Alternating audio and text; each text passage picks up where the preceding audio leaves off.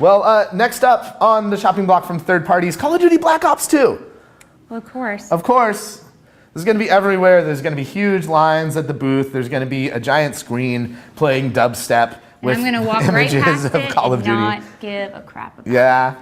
Well, I'm actually going to be checking this game out for EGMnow.com, so you'll... there are more creative games out there I want to see. There are more creative games out there that I want to see, and hopefully I'll get a chance to see them. But this is, come on, this is going to be huge. Look at that copter. There's 4 blades. Looks cool. The copter does look cool, but the gameplay overall is just generic and reskin. This copter has 4 blades for the closest shave ever.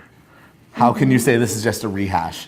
This is actually Call of Duty being taken to the next level. They're going to do future stuff, which we kind of already seen in Ghost Recon Future Soldier. There's a UAV like this. How can you call that being creative? I don't know. I don't know if you can really call it being creative, but that's not really. A war in the future? I've never seen that before.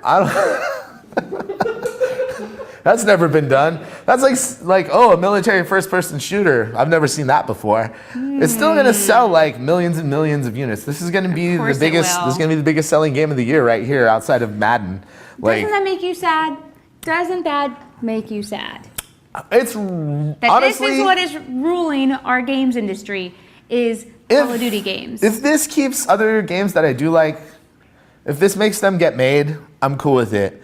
Like, the way I see it is like, let the baby have his bottle. If this is what people want to play, let people play it.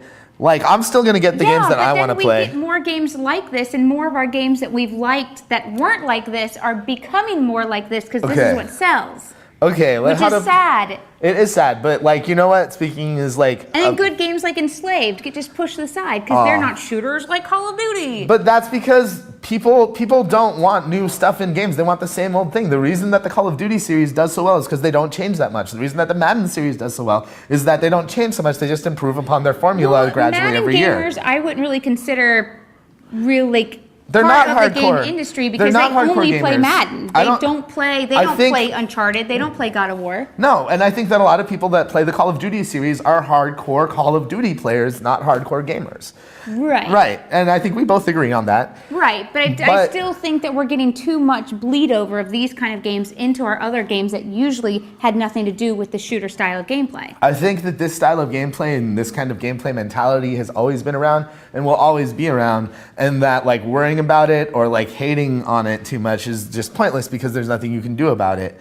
Like, Madden games are always going to be around. I can put my foot down and say, I might stand alone in this fight, but... Almost every gamer you talk to says, like, oh, what kind of games do you play? Pretty much everything but sports. And yet Madden is still one of the highest selling games every year because it is bought by people that aren't gamers. They're just Madden fans. That's why they don't count. Just kidding, Madden fans. Just kidding, Madden fans. Rachel's super cool. JK. And of course, if there's a new Call of Duty, there's got to be a new Battlefield. They're announcing Battlefield Premium, which is going to supposedly cost $50 a year to get all sorts of crazy Battlefield Premium content. But you better be a really big Battlefield fan. Fortunately, that is Battlefield behind us already. So yeah, I don't know. They're probably going to announce Battlefield 4, I think, or another Bad Company. Bad Company, what will it be? Bad Company 3? I would think they'd announce Bad Company before Battlefield. Yeah?